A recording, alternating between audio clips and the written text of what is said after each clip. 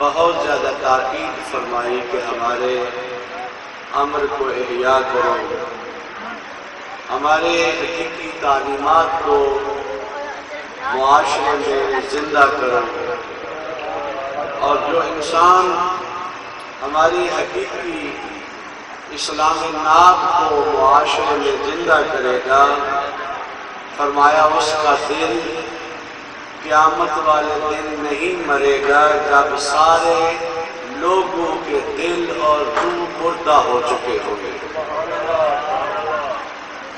اور پھر فرمایا کہ ہمارے امر کو احیا کرنے کا طریقہ کیا ہے، کیسے ہمارے ذکر کو تم اپنے معاشرے میں احیا کرو۔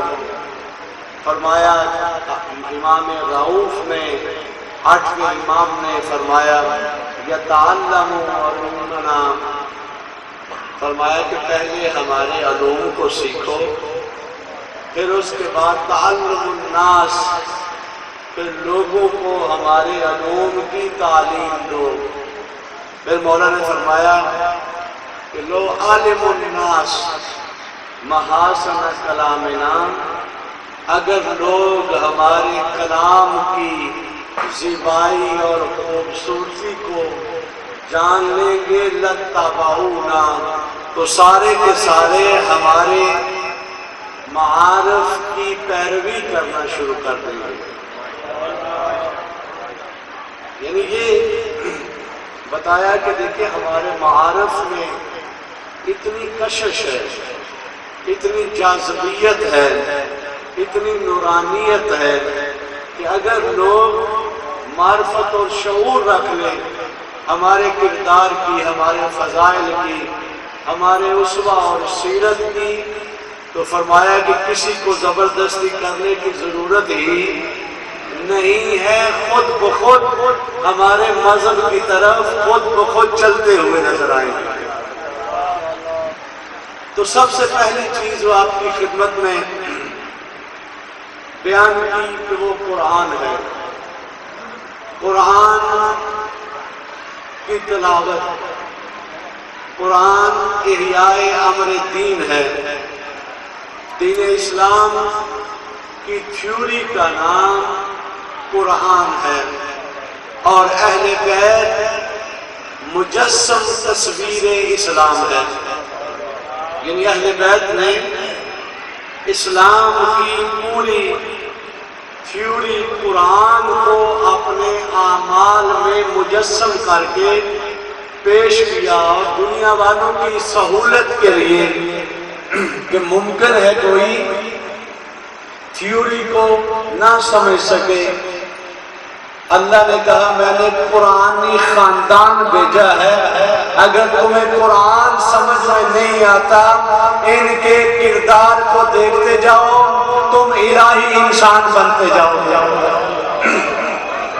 فرمایا کہ یہ قرآنی خاندان ہے، ان کے فضائل میں قرآن نازل ہوا، انہوں نے نماز پڑھی قرآن نازل ہوا، انہوں نے زکوٰۃ دی قرآن نازل ہوا، انہوں نے مسکین اور یتیم کو انہوں نے خود کھانا نہیں کھایا اور یتیم اور مسکین کو دیا، سورہ حل عطا نازل ہوئی۔ فرمایا کہ یہ وہ قرآنی خاندان ہے کہ یہ اللہ نے بتایا ہے کہ اگر تم قرآنی بننا چاہتے ہو، اگر تم اسلامی بننا چاہتے ہو، تو دیکھو میں تمہیں ایک ایسے خاندان کا ایڈریس بتاتا ہوں کہ جنہوں نے کربلا میں قرآن کو زندہ کیا۔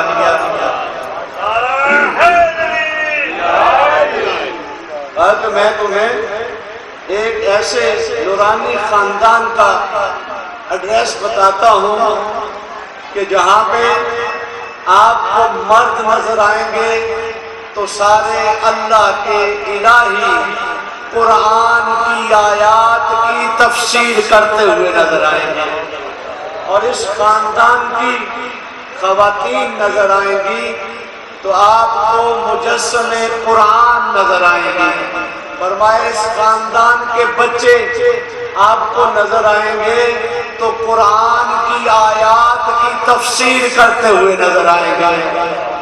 تو فرمایا کہ اگر تم قرآنی بننا چاہتے ہو، اگر تم حقیقی معنی میں اسلام ناب کو حاصل کرنا چاہتے ہو، خالص اسلام کو، تو فرمایا کہ وہ ایک ہی گھر ہے کہ جس کی شان میں قرآن نازل ہوا، جن کی شان میں سورہ دہر نازل ہوئی، جن کے کردار کو پاکیزہ تعارف کرانے کے لیے آیہ تطہیر کا نزول ہوا، اور ان میں سے ایک علی ولی اللہ ہے۔ جب انہوں نے نماز میں زکوٰۃ کو جمع کیا تو پھر آیہ ولایت کو نازل کیا۔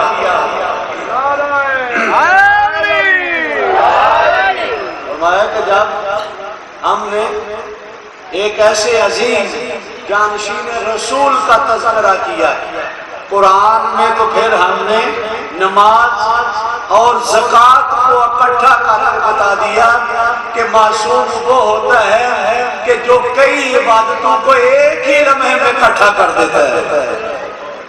یہ قرآنی خاندان جس نے قرآن کے معارف کو مجسم کیا اپنی شکل و صورتوں میں، اپنے کردار اخلاق میں۔ اور دیکھیے جناب سیدہ سلام اللہ علیہ امیر المومنین دونوں معصوم ہیں۔ تاریخ میں واحد یہ خاندان ہمیں نظر آتا ہے کہ جس میں زوجہ بھی معصومہ ہے اور شوہر بھی معصوم ہے۔ تو اللہ نے فرمایا کہ دیکھیں خود رسول اکرم اسلام بہت عظیم مقام ہے، لیکن کوئی بھی بیوی جو ہے وہ معصومہ نہیں ہے۔ تو اللہ نے جناب مریم بھی رول ماڈل ہے، لیکن ظاہر ہے وہ مکمل رول ماڈل نہیں ہے، معصومہ ہے۔ قرآن میں ان کی بہت زیادہ فضیلت بیان کی، بڑی عظمت ہے ان کی۔ وہ معصوم، طیبہ، طاہرہ، معصومہ کہ اللہ نے ان کو حضرت عیسیٰ جیسے اولو العزم پیغمبر سے نوازا، لیکن دیکھیے حقیقی معنی میں جو جامع شرائط رکھتا ہو، نمونہ اور اسوہ، وہ جناب مریم بشریت کے لیے نہیں ہے۔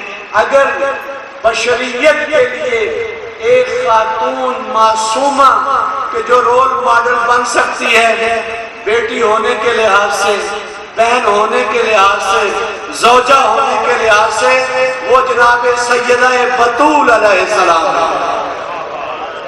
وہ کہیں جناب سیدہ بطول علیہ السلام ہے کہ جو جامع اسوہ ہے، جو جامع الہی ماڈل ہے۔ تو دیکھیے بعض وظائف مردوں میں اور عورتوں میں مشترک ہیں، اور بعض عورتوں کے ساتھ خاص ہیں، اور بعض جو ہے وہ مردوں کے ساتھ خاص ہیں۔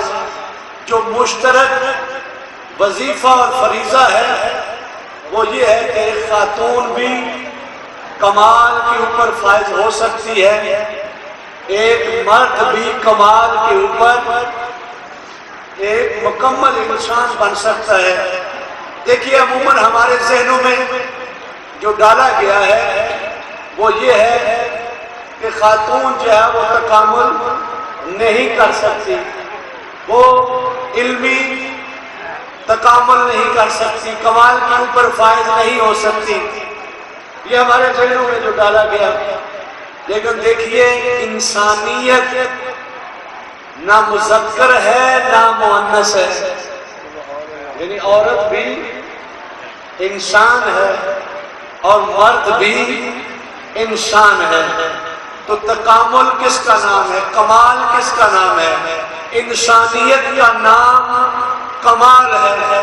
تو خاتون بھی مراحل تکامل اور کمال طے کر سکتی ہے، اور مرد بھی تکامل اور کمال کے درجات حاصل کر سکتا ہے۔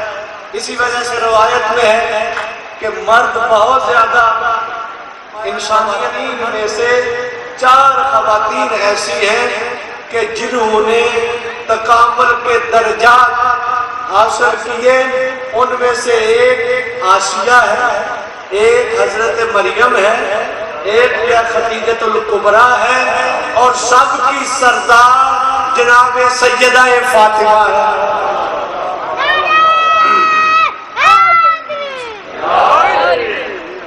فرمایا کہ کامل الناس، انسانوں نے تکامل کیا، لیکن مردوں نے زیادہ تکامل، کیونکہ ان کے پاس وسائل زیادہ تھے کمال حاصل کرنے کے لیے، ذریعے زیادہ تھے، لیکن خواتین کو موقع نہیں ملا.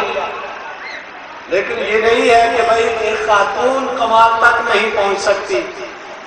دیکھیے بزرگان نے فرمایا کہ دیکھیں عبادت کے لحاظ سے، تقوی کے لحاظ سے، علم کے لحاظ سے، سخاوت کے لحاظ سے، انفاق فی سبیل اللہ کے لحاظ سے، جس طرح مرد کمال تک جا سکتا ہے اسی طرح خواتین بھی جا سکتی ہیں. مثلا ایک پی ایچ ڈی ایک مرد کرتا ہے تو ایک خاتون بھی کر سکتی ہے. ایک مرد مسجد بناتا ہے، ایک خاتون کی وراثت میں اسے مال ملا ہے، وہ بھی امام بارگاہ بنا سکتی ہے، وہ بھی ہسپتال بنا سکتی ہے، وہ بھی فی سبیل اللہ انفاق اور صدقات کر سکتی ہے. تو یہ وہ چیزیں ہیں کہ جس میں مرد اور عورتیں دونوں شریک ہیں. اور قرآن مجید نے بھی یہ بتایا، یہ نہیں کہا کہ صرف مرد ہی خیرات کر سکتے ہیں. حضرت زکریا کی خاندان کو آپ کی خدمت میں بیان فرمایا کہ انہم یسارعون فی الخیرات، فرمایا کہ یہ قرآنی خاندان وہ ہے کہ جس کے مرد بھی خیرات کرتے ہیں، جن کی عورتیں بھی خیرات کرتی ہیں. اور پھر سورہ دہر میں بھی یہ نہیں کہا کہ صرف مردوں نے ہی اللہ کے لیے خیرات کی اور یتیم اور مسکین اور عزیز کو اپنی افطاری کا سارا ساز و سامان دے دیا، بلکہ وہاں پہ فرمایا کہ نہیں، یہ پورا خاندان ہی خاندان خیرات اور سخاوت ہے. تو دیکھیے عورتیں بھی کمال تک پہنچ سکتی ہیں، مرد بھی کمال تک پہنچ سکتے ہیں. اس چیز میں مرد بھی مشترک ہیں، عورتیں بھی مشترک ہیں. بلکہ بعض اوقات تو ایسا ہوتا ہے کہ مثلا مرد جو ہے وہ نکٹو ہے، لیکن زوجہ جو ہے وہ بہت ہی کمال یافتہ خاتون ہے. بعض اوقات اس کے برعکس ہوتا ہے، مرد جو ہے کمال یافتہ ہے اور عورت جو ہے وہ ان پڑھ ہے نا. ہمارے معاشرے میں اس طرح کے رشتے ملتے ہیں، لیکن وہ جو مشترکہ چیز ہے وہ یہ ہے کہ عورت بھی کمال تک پہنچ سکتی ہے اور مرد بھی پہنچ سکتے ہیں. جس طرح ہم دیکھتے ہیں کربلا میں عورت بھی کمال تک پہنچی ہے اور مرد بھی کمال تک پہنچے ہیں. یہی وجہ ہے کہ علامہ اقبال نے کہا کہ حدیث عشق 2 باب، فرمایا کہ حدیث عشق اس کے 2 باب ہیں، یہ کہ حسین رقم کر، دیگری زینب. کہا کہ ایک تو حسین نے رقم کیا، دوسرا جناب سیدہ زینب سلام اللہ علیہ نے. یعنی یہاں کہا کہ دونوں کردار آپ کو نظر آئیں گے، ایک کامل مرد ہے الہی اور دوسرا تکامل خواتین میں سے، نساء میں سے، جس نے اس کربلا کی نہضت کو، اس پیغام کربلا کو کوفے اور شام کے بازاروں میں اس کی تفصیل بیان کی. تو اس لیے کبھی بھی ہمارے ذہن میں نہیں آنا چاہیے کہ صرف یہ کمال حاصل کرنا صرف مردوں کا حصہ ہے، عورتوں کا نہیں ہے. بلکہ دیکھیں دین اسلام نے یہ بتایا کہ دیکھو جس طرح مرد تکامل کر سکتا ہے، جس طرح مرد کمالات اور عالی درجات کے اوپر فائز ہو سکتا ہے، ایک خاتون بھی عالی درجات کے اوپر فائز ہو سکتی ہے. جس طرح امیر المومنین درس تفسیر قرآن دیا کرتے تھے، جس طرح امیر المومنین مسائل شرعیہ بیان کرتے تھے، اہل خلافت کے مشکلات مسائل حل کرتے تھے، ان کو کہنا پڑتا تھا کہ لولا علی لہلک فلان، کہ اگر علی نہ ہوتے تو فلان تباہ و برباد ہو جاتا۔ اسی طرح جناب سیدہ بھی جب مدینے کی خواتین آپ کے پاس مختلف علمی مسائل حل کرانے کے لیے آتے تھے، جناب سیدہ ان کی مشکلات حل کرتی تھی۔ ایک دن ایک خاتون بہت زیادہ آپ سے علمی سوالات کر رہی ہے، تو بعد میں کہنے لگی کہ آقا زادی میں نے آپ کو بہت اذیت دی، بہت تنگ کیا۔ تو جناب سیدہ نے اسے بہت ہی اچھا جواب دیا، کہا کہ دیکھو اے خاتون، اگر آپ کو کہا جائے کہ تمہیں اتنے 1000 دینار دیے جائیں گے، یہاں سے یہ سامان اٹھا کے چھت پہ لے جاؤ، تو تم کیا کرو گی؟ کہنے لگی میں تو بڑی خوشی کے ساتھ، اتنا انعام مجھے مل رہا ہے، یہ معمولی سا کام میں جو ہے بہت جلدی جلدی انجام دوں گی۔ تو جناب سیدہ نے فرمایا کہ یہ علم کی حقیقت، دین کی حقیقت، معارف خدا حقیقی معنی میں یہ جب ہم لوگوں کو ان کی تبلیغ اور ترویج کرتے ہیں، اس کے مقابلے میں اللہ ہمیں جنت میں بہت زیادہ انعامات سے نوازے گا۔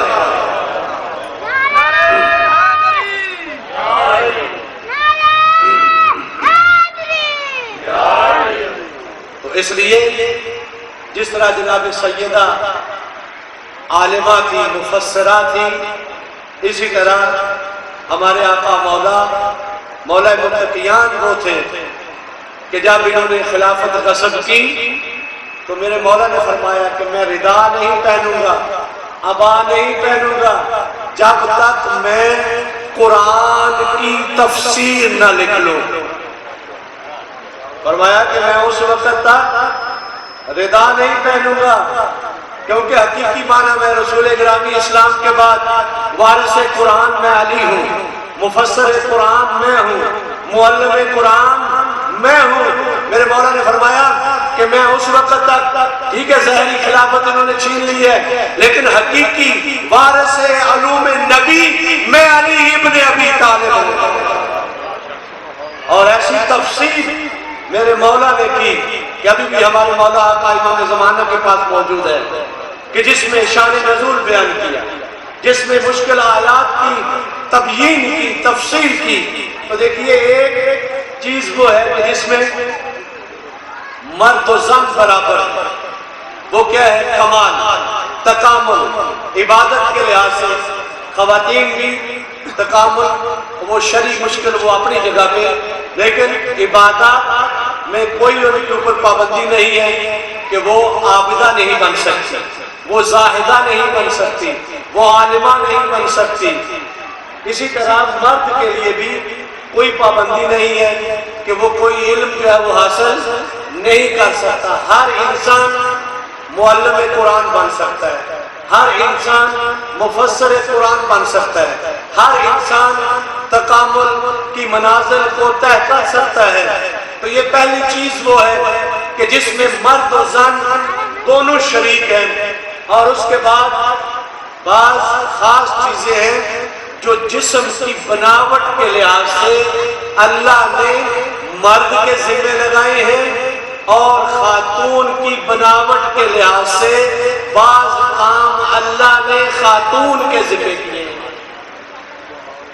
یعنی جو سخت کام ہے وہ اللہ نے مرد کے ذمہ لگائے، کیونکہ مرد کیا ہے؟ الرجال قوامون علی النساء، مرد سربراہ ہے، مرد سرپرست ہے، عورت جو ہے وہ اس کے ذمہ یہ نہیں ہے۔ مثلا اس نے نفقہ فراہم کرنا ہے، سخت کام باڈی کے لحاظ سے، کیونکہ مرد اللہ نے بنائی اس کی باڈی ہے کہ وہ سخت کام انجام دے سکتا ہے، اس لیے اس کو سربراہ بنایا گیا، اس لیے اسے سرپرست بنایا گیا، اس لیے اسے قوام بنایا گیا۔ لیکن عورت وہ کیا ہے؟ باڈی کے لحاظ سے، اپنی بناوٹ کے لحاظ سے کیا ہے؟ نرم ہے، وہ سنگین کام انجام نہیں دے سکتی۔ تو دیکھیے جناب سیدہ ایک دن بہت خوش تھی گھر میں آپ کو دیکھ رہا ہوں، آپ بہت خوش ہیں، بڑی نشاط کی حالت میں ہیں، خوشی کی حالت میں ہیں، اس کی وجہ ذرا بتا سکتی ہیں؟ تو فرمایا آج آقا مولا رسول گرامی اسلام گھر میں تشریف لائے تھے، انہوں نے آ کے تقسیم کار کر دی ہے۔ کیا کیا ہے؟ تقسیم کار، یعنی کاموں کو تقسیم کر دیا ہے، یعنی میں اور علی کے درمیان کام کو تقسیم کر دیا ہے۔ تو میں بہت خوش ہوں کیونکہ یہ جو کام تقسیم کیا گیا ہے اس سے میں نامحرموں کو نہیں دیکھ سکوں گی، میں چادر اور چار دیواری کے اندر زندگی بسر کروں گی۔ اللہ کے رسول نے ایسی تقسیم فرمائی ہے کہ میں اس سے بہت ہی زیادہ خوش ہوگی۔ جناب سلمان فارسی نے عرض کی کہ کیا تقسیم کی ہے؟ کہا کہ اللہ کے رسول نے کہا کہ باہر کے جتنے کام ہیں، پانی لانا، لکڑیاں لانا، دوسرے کام یہ کرنا، یہ جو ہے علی تیرے ذمے ہے، اور گھر میں بچوں کی تربیت کرنا، بچوں کے لباس، بچوں کے لیے صفائی اور یہ ساری چٹی پیسنا، فرمایا یہ فاطمہ یہ تیرے ذمے ہے۔ تو فرمایا کہ میں جو اس چیز سے بہت ہی خوش ہوں۔ یعنی یہ جناب سیدہ سلام اللہ علیہ کا گھرانہ جو قرآنی گھرانہ ہے، جو اسلامی گھرانہ ہے، جو بشریت کے لیے نمونہ گھرانہ ہے۔ دیکھیے ابھی جو مشکلات ہیں وہ کس وجہ سے ہیں، یہ مسائل ہیں کس وجہ سے ہیں کہ مردوں والے کام عورتوں نے سنبھال لیے ہیں اور عورتوں والے کام مردوں نے سنبھال لیے ہیں۔ مثلا کیا ہے کہ مرد جو ہے وہ بچے کو کھلا رہا ہے، پیمپر لگا رہا ہے اور اس کے کپڑے دھو رہا ہے، واشنگ مشین چلا رہا ہے۔ جناب لیڈیز صاحبہ وہ کیا کہتی ہیں کہ آپ جو ہے وہ گھر میں تشریف لا رکھیں، میں ابھی جا رہی ہوں، میں جا کے شاپنگ کر کے آتی ہوں۔ دیکھیں یہ تباہی کی علامت ہے۔ اس وجہ سے ہمارے خاندان نام کے مسلمان ہیں، کردار کے مسلمان نہیں۔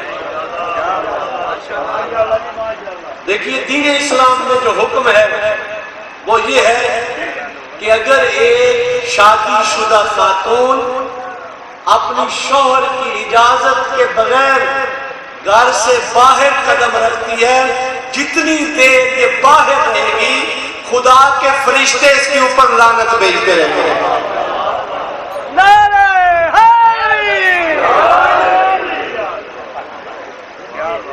یعنی یہ جو ہے وہ شریعت ہے اور یہ اہل بیت نے ہمیں درس دیا۔ اور دیکھیے یہ معروف روایت ہے، جناب سیدہ نے پردے کا درس دیا۔ جناب سلمان فارسی رسول اکرم کی مجلس اقدس سے گھر میں تشریف لاتے ہیں کیونکہ رسول گرامی اسلام نے اپنے صحابہ کے سامنے ایک مسئلہ رکھا، کہا کہ ذرا بتاؤ ایک خاتون اللہ کے نزدیک سب سے زیادہ کس وقت ہوتی ہے؟ یعنی یہ سوال جو ہے وہ رکھا۔ اب ہر صحابی نے کوئی جواب دیا، کسی نے کوئی اوٹ پٹانگ باتیں کی، کسی نے کچھ۔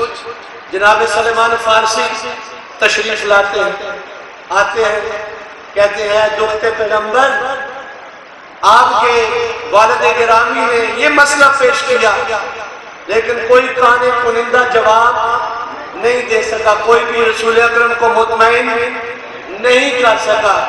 تو آقا زادی آپ تو رسول اکرم کے جگر کا ٹکڑا ہے، آپ تو نبوت کا ٹکڑا ہے، رسالت کا ٹکڑا ہے۔ فرمایا آقا زادی ذرا آپ ارشاد فرما دیجئے۔ تو وہاں پہ جناب سیدہ نے ارشاد فرمایا کہ اس وقت خاتون اپنی اللہ کی بارگاہ کے سب سے زیادہ قریب ہوتی ہے جب وہ نامحرموں سے محفوظ ہو اور اپنے گھر میں شوہر کی خدمت کر رہی ہو۔ فرمایا کہ کب جو ہے وہ نزدیک ہے، وہ ایک جگہ جو ہے وہ میں نے بیان کیا کہ جنتی شوہر اور جنتی زوجہ، تو وہاں پہ امام صادق علیہ السلام کی روایت جو ہے وہ بیان کی،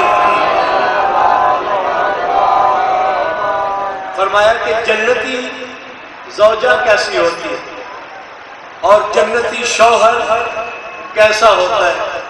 دیکھیے ہم جو افراد و تفرید کرتے ہیں، دونوں چیزوں کو سمجھنا چاہیے، اعتدال کے اوپر رہنا چاہیے۔ کبھی بھی جو ہے وہ ہم یہ نہ کہیں کہ اپنی زوجہ کو کنیز بنا کے رکھیں۔ عموماً ہم کیا کہتے ہیں کہ ہر کام جو ہے وہ ہمارا یہ جو ہے وہ انجام دے، نہیں، وہ زیادتی ہے۔ جو ہمارے کام ہے وہ ہمیں کرنا چاہیے، جو ان کے کام ہے ان کو انجام دینا چاہیے۔ تو دیکھیے یہاں پہ یہ قرآنی معاشرہ تشکیل پائے گا، قرآنی خاندان تشکیل ان چیزوں سے پاتا ہے کہ حقوق کی رعایت کی جائے، کسی کے حق کو پامال نہ کیا جائے، ہر ذی حق کو اس کا حق دیا جائے۔ تو وہاں پہ میں نے یہ روایت عرض کی کہ جنتی شوہر کیسے انسان کو کہتے ہیں، تو جنتی شوہر وہ رسول اکرم نے ہمیں بتایا۔ ایک دن امیر المومنین اپنے گھر میں تشریف فرما ہے اور دال جو ہے وہ صاف کر رہے ہیں۔ کیا کر رہے ہیں؟ دال ہوتی ہے نا کبھی مسور کی دال، تو اس میں جو ہے پتھر وغیرہ روڈ وغیرہ ہوتے ہیں نا، تو ظاہر ہے بعض دالیں تو بہت ہی جو حقیقی مسلمان ہیں انہوں نے بیچی ہوئی ہوتی ہیں، تو اس میں جو ہے وہ زیادہ ہی پتھر استعمال کیا ہوتا ہے، لیکن بعض وہ ہیں جو اس میں کم ہوتی ہیں، ہے نا ایسا؟ تو اب جو ہے امیر المومنین صاف کر رہے ہیں، رسول گرامی اسلام تشریف لاتے ہیں۔ علی ابن ابی طالب کو اس حالت میں، خدمت کی حالت میں دیکھ کے فرماتے ہیں، بھائی علی میں بتاؤں کہ جو انسان اپنے خانوادے کی خدمت کرتا ہے اس کو کتنا اجر اور ثواب ملتا ہے۔ مولا نے فرمایا، آقا مولا میں تو ہر وقت اسی تلاش میں ہوتا ہوں کہ آپ کوئی چیز بیان فرمائیں اور میرے لیے ایک باب سے ہزاروں باب کھل جاتے ہیں۔ فرمایا کہ آپ تو ایک باب بتاتے ہیں، ایک مسئلہ بتاتے ہیں، لیکن میں آپ کا وہ لائق اور فاضل شاگرد ہوں، آپ ایک مسئلہ بتاتے ہیں میرے لیے ہزار مسئلوں کا جواب ہوتا ہے۔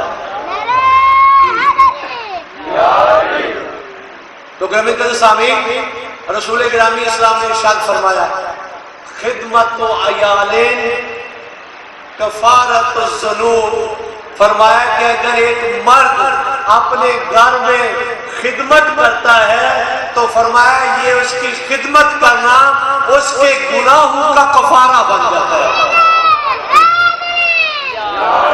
یعنی اگر ایک مرد کیا کرتا ہے اپنے گھر میں، ہم عموماً ہمارا کلچر ایسا ہے کہ فرض کریں مرد جو ہے وہ کوئی جھاڑو لگا رہا ہے، بیوی بیمار ہے، فرض کریں بچے دار ہے، حاملہ ہے، تو ہم کیا کہتے ہیں؟ کہتے ہیں جی یہ رن مرید ہے۔ کیا کہتے ہیں؟ رن مرید۔ ایرانی جو ہے وہ کہتے ہیں زن زلیل۔ لیکن دیکھیں رسول گرامی اسلام کیا فرما رہے ہیں کہ بھئی اگر دیکھتے ہیں کہ خانوادہ مشکل میں ہے تو آپ گھر کی خدمت کرتے ہیں، تو فرمایا کہ یہ کفارہ ذنوب ہے۔ پھر چھٹے امام نے جنتی خاتون اور زوجہ کے متعلق ارشاد فرمایا کہ جنتی خاتون کیسی ہوتی ہے۔ میرے مولا نے فرمایا کہ اگر شوہر تھکا ہوا ہل چرا کے کارخانے سے مزدوری کر کے باہر سے آتا ہے اور آ کے گھر میں جیسے گیٹ میں داخل ہوتا ہے تو بہشتی خاتون، ایسی خاتون کو کہتے ہیں کہ وہ اگرچہ سادہ پانی ہی کیوں نہ ہو وہ اٹھا کے پانی لے کے سامنے آ کے خلوص کے ساتھ پیش کرتی ہے، اور یہ جو ہے وہ بتانے کے لیے کہ دیکھو کہ میں تیری مطیع ہوں، میں تیری تابعدار ہوں۔ تو فرمایا اگر ایسی خاتون کہ جو سادہ پانی پیش کرتی ہے لیکن خلوص کے ساتھ، تو فرمایا اس کو 1 سال کی عبادت کا اجر ملتا ہے۔ فرمایا کہ اس کو 1 سال کی عبادت کا کی خدمت میں کرتے ہیں۔ کہ دیکھیں یہ دین اسلام، یہ کربلا کی نہضت، یہ الہی مردوں کی اور الہی خواتین نے تکمیل کی. یہ اگرچہ یہ خون کے ذریعے سے یہ انقلاب برپا ہوا تھا، لیکن ترویج اس کی جناب زینب نے کی ہے. اور یہ جو آپ کی خدمت میں روایات بیان کر رہا تھا، امیر المومنین فرماتے ہیں کہ جب میں گھر میں آتا ہوں بڑا پریشان ہوں، تھکا ہوا ہوں، تو جب جناب سیدہ کی زیارت ہوتی ہے وَانْتَشَ الْحَمُومِ وَالْغَمُومِ، فرمایا میرے ساری پریشانی ختم ہو جاتی ہیں. لیکن یہ جو غیر قرآنی غیر اسلامی فیملیز ہے، اس نے کیا ماحول بنایا ہوا ہے آپ مجھ سے بہتر جانتے ہیں. تو دیکھیے یہی وہ خاندان قرآنی ہے کہ جنہوں نے دین اسلام کے لیے اپنا خون پیش کیا. انشاءاللہ باقی گفتگو بعد میں آپ کی خدمت میں بیان کی جائے گی. تو کربلا میں ہمیں جس طرح مرد ہمارے لیے رول ماڈل ہے شہادت، رشادت اور انفاق کے لیے، اسی طرح خواتین بھی ہمارے لیے، ہماری خواتین کے لیے رول ماڈل ہے. اور دیکھیے حجاب اور پردے میں جناب سیدہ زینب سلام اللہ علیہ، ایک مازنی روایت کرتا ہے مازنی کہ میں 6 مہینے ہمسایہ تھا امیر المومنین کا، لیکن میں نے جناب سیدہ زینب کی آواز تک نہیں سنی. یعنی پردے کا یہ ماحول. اور جناب سیدہ نے کوفہ و شام کے بازاروں میں اسی پردے کی حکمت کو، فلسفے کو بیان کیا کہ یہ پردہ ہے جس کے لیے ہم نے قربانیاں دی. اور دیکھیے اگر ایک مرد تربیت پاتا ہے تو وہ سنگل ہے، خود ہی رہتا ہے تربیت یافتہ. لیکن اگر ایک خاتون تربیت یافتہ ہو جائے، محجبہ ہو جائے، تو پوری اس کی نسل پیروئے قرآن اور اسلام ہو جاتی ہے. تو اس وجہ سے یہ پردہ بہت مہم ہے. دشمن کی کوشش یہ ہے، ابھی آپ نے میڈیا پہ دیکھا ہوگا ایران میں جو سب سے زیادہ میڈیا میں، انٹرنیشنل میڈیا میں اور اربوں کا پیسہ اور امریکہ اور اسرائیل کی ایجنسیاں کام کر رہی ہیں تاکہ حجاب زینب کو ختم کیا جائے. تو بی بی زینب کی پیروکار وہ ہیں جو اسوہ زینب کو فالو کرے. جب دربار یزید میں پہنچتی ہے میری بی بی تو وہاں پہ یہی فرماتی ہیں آمن العدل یبنت طلقا، اے غلاموں کی اولادوں، اے ہمارے آزاد کردہ غلاموں، کیا یہ عدل ہے کہ تمہاری بیوییں تو پردے میں حجاب میں رہے اور سیدزادیوں کو بغیر مکنا و چادر کے کوفے اور شام کے بازاروں میں کھلایا جائے گا؟ تو اس وجہ سے صرف رونا کافی نہیں ہے، کربلا والوں سے درس لینا ہے. ہماری خواتین کو درس حجاب لینا ہے، درس کرامت لینا ہے. کبھی بھی نامحرم کے ساتھ کوئی بات چیت نہیں کرنی، کبھی بھی نامحرموں کے ساتھ معاملات نہیں کرنے. اپنی عصمت کو بچانا ہے، اپنی پردے داری کو بچانا ہے، اپنی تطہیر کو بچانا ہے. یہ پیغام کربلا ہے، یہ درس کربلا ہے. اور یہی وجہ ہے کہ جب میرے مولا تک و تنہا رہ گئے تو میرے مولا نے استغاثہ بلند کیا، حل من ناصر ینصرنا، حل من مغیث یغیثنا. تو خیمے میں ایک کوہرام برپا ہوا. پوچھتے ہیں یا اختی زینب یہ رونے کی آواز کیوں آ رہی ہے؟ فرمایا بہنا یہ کیوں شور ہے؟ فرمایا اس لیے کہ جب سے آپ نے استغاثہ غربت بلند کیا ہے یہ ننھا مجاہد گہوارے میں آرام نہیں کر رہا.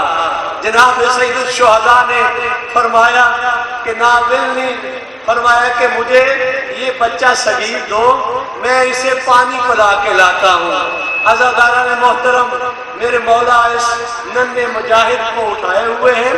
بعض روایتوں میں ہے جیسے ہی آپ تشریف لاتے ہیں مارکہ حق و باطل میں اور وہاں پہ آ کے یہ جملہ کہتے ہیں کہ اے اشقیا اگر گناہگار ہو تمہاری نظروں میں تو میں حسین ہوں، اس بچے کا کوئی قصور نہیں ہے۔ کیفا یتلذا عطشانا، یہ کیسے پیاس کی وجہ سے کبھی زبان نکالتا ہے کبھی زبان پیچھے لے جاتا ہے، جس طرح مچھلی کو پانی سے نکالا جائے تو جو اس کی حالت ہوتی ہے اس بچے صغیر کی تھی۔ حضرت اعلیٰ نے محترم مختصر کرو، کسی نے ارملہ سے پوچھا کہ تو نے کتنے تیر سے شعبہ کربلا میں چلائے؟ حضرت اعلیٰ نے محترم سنیے گا، کہنے لگا کہ میرے پاس 4 تیر تھے سے شعبہ۔ لیکن تیروں کی قسمیں ہیں، ایک تیر وہ ہوتا ہے کہ جو عام تیر ہے جس کا کام گولی کی طرح سوراخ کرنا ہوتا ہے، ایک تیر وہ ہوتا ہے 3 پھلوں والا کہ جو حیوانوں کو مارا جاتا ہے، ایک تیر وہ ہوتا ہے جو آگے سے اس کا پھل مڑا ہوا ہوتا ہے، اگر وہ لگ جائے تو وہ آسانی کے ساتھ پیچھے سے نکلتا نہیں ہے بلکہ پشت کی طرف سے نکالنا پڑتا ہے۔ عزادارہ نے محترم سنی گا، اسی کے اوپر اختتام ذاکر صاحب موجود ہیں۔ عزادارہ نے محترم اس ملعون نے جب یہ کہا نا کہ میں نے 4 تیر لگائے تھے، پوچھا گیا، جناب مختار نے کہا کہ بتاؤ بھائی وہ کہاں کہاں پہ تم نے چلائے؟ کہنے لگا کہ میں نے ایک تیر حسین کے ننھے مجاہد کے گلو پہ چلایا۔ کہا کہ کیسے؟ اس نے کام کیا کیا؟ کہتا ہے فَالزُّبِّحَ طفل من العذر الى العذر، پیٹ کا کام سوراخ کرنا ہوتا ہے، لیکن اس تیر نے کیا کیا؟ اس ننھے مجاہد کو ایک کان سے دوسرے کان تک ذبح کر دیا۔ عزاداران محترم دوسرا تیر، یہ ملعون کہتا ہے دوسرا تیر میں نے قمر بنی ہاشم کی آنکھ میں مارا تھا۔ عزاداران محترم پوچھا تیسرا تیر تو نے کہاں مارا؟ کہا کہ جب قمر بنی ہاشم کے بازو کٹ گئے تھے، جناب قمر بنی ہاشم کی کوشش کی کہ کس طریقے سے یہ مشکیزہ پیاسوں کے لیے پہنچ جائے، کہنے لگا میں نے قمر بنی ہاشم کی امید اور آج کو ختم کر دیا، میں نے مشکیزے میں تیر مارا۔ اچھا اس نے مختار نے کہا ملعون بتاؤ آخری تیر تم نے کہاں مارا؟ تو وہاں پہ یہ ملعون کہتا ہے کہ جب امام حسین علیہ السلام کو ایک ظالم نے سینے میں پتھر مارا تو خون کا فوارہ نکلا، تو میرے مولا نے قمیض اٹھائی اس خون کو صاف کرنے کے لیے، تو مجھے امام کا سینہ دل کی طرف سے نظر آیا، میں نے نشانہ لیا، میں نے امام کے دل پہ تیر مارا۔ اللہ اللہ